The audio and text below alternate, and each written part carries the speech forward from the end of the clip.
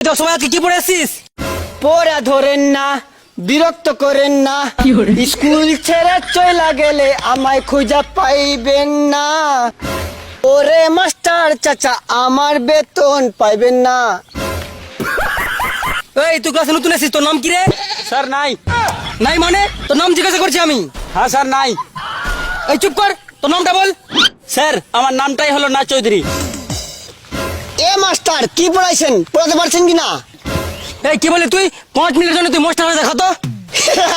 এটা কোনো কথা হলো? ইদ্রিস বলেন দেখি কি লিখবো? তুই বোর্ডে আমার নাম লিখ, চেঙ্গু খান। ডেঙ্গু খান, ডোয়েকা আর উয়াগুঙ্গু। খালি খান লিখলে হবে না? না, তাহলে আপনার বাবার নাম বলেন। বাবার নাম লম্বু খান। লম্বু খান, লো रुको जरा। মোয়ে বুম্বু। এ কেমন দোতলা নাম। দোতলা নাম? আচ্ছা আপনার গ্রামের নাম বলেন, ওটা লিখে দিচ্ছি। গ্রামের নাম ডিংডিঙ্গপুর। এইটা আবার তিনতলা, কত ডিং ডিঙে লেখা কি মুখের কথা? তুই যদি লিখতেই না পারিস তো মাস্টার হলি কেন? স্যার ফালতু করে বলবেন না, মুই সব পারি। তাহলে তুই লিখতো ডেঙ্গু। স্যার পাগলাম করবেন না, কত সব নামাতে দোতলা তিনতলা শব্দ। ডেঙ্গু লিখতে কয়ে মুই একতলায় পারুন না, মুখে ডেঙ্গু লিখতে হয়। ডেঙ্গু ডেকা ওয়াগুঙ্গু, কত আমার মুখে আসে না। এই তোরা বলতো সূর্য বেশি দূরে না আমেরিকা বেশি দূরে? স্যার আমেরিকা বেশি দূরে। কিভাবে? স্যার মাথা উপর করলে সূর্যকে দেখতে পাবেন, কিন্তু আমেরিকা দেখতে পাবেন না। এই চুপ। স্যার আমাকে এবার ফেল করে দেন প্লিজ। কেন রে, তুই ফেরত যাস কেন? স্যার আমার বাবা বলেছে ফেল করলে তোর লেখাপড়া বন্ধ করে দিব, তাই এই সুযোগটা আমি হাতছাড়া করতে চাই না। এই ফারমান তুই বলতো এমন কোন জায়গা যেটা পুরুষ বানিয়েছে কিন্তু পুরুষ যেতে পায় না?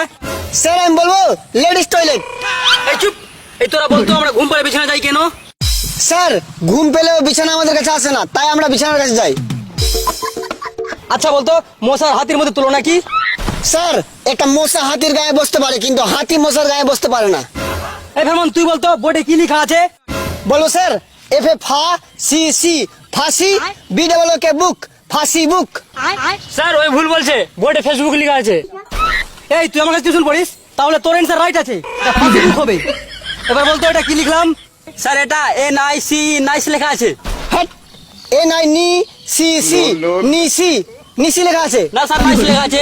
হ্যাট, হ্যাঁ যেটা ফারমান বললো সেটাই ঠিক, এখানে নিচি লেখা আছে। এই তুই স্কুলে ফিস কবে জমা দিবি? আর এই ফারমান তোর 2 মাস থেকে ফিস বাকি আছে, তুই কবে দিবি জমা ফিস? স্যার আমার একটা পাঠা আছে, পাঠা বিক্রি করে স্কুলের ফিস দিয়ে দিব। আর তুই কবে দিবি? তোরও তো বাকি আছে। স্যার ওর পাঁঠা বিক্রি হলে আমিও ফিস দিয়ে দিব। ফারমানের পাঠা বিক্রি হলে তুই ফিস জমা দিবি, ওর পাঠার সঙ্গে তোর কি সম্পর্ক? স্যার আমি ফারমানের কাছে টাকা পাই, ওই পাঁঠা বিক্রি করলে আমার টাকা ফেরত দিবে।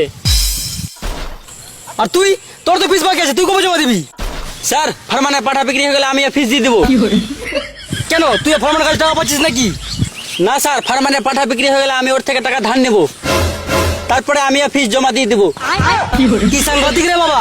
এই ফারমান তুই পাঠাটা তাড়াতাড়ি বিক্রি করিস তো। হ্যাঁ স্যার আপনি চিন্তা করবেন না, একটু ভালো দাম পেলে আমি পাঠা বিক্রি করে দিব।